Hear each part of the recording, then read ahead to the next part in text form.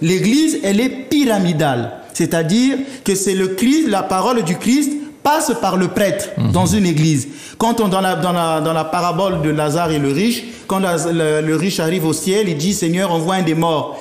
Et Dieu dit, mais ils ont la loi et les prophètes. Qui les écoute? La loi et les prophètes, c'est l'enseignement des prêtres. Donc l'enseignement du magistère, comme diraient nos frères catholiques, les évêques, les prêtres réunis. Lorsqu'ils enseignent dans l'église, ils ont la loi et les prophètes qui les écoutent. Donc il appartient aux fidèles d'écouter les enseignements des prêtres, parce que ça fait partie du pouvoir que le Christ leur a donné. Et je disais aussi le gouverner. L'église n'est pas une chose égalitaire. La parole du Christ passe par le prêtre. L'église, elle est hiérarchique.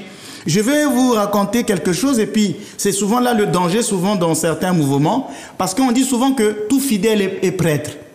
Par le baptême, on est tous prêtres. On est prêtre, prophète et roi. Et souvent, ça crée des confusions parce qu'il y a des fidèles qui croient remplacer le prêtre, et des fidèles parfois qui s'acharnent sur le prêtre, qui pensent qu'un prêtre est indispensable.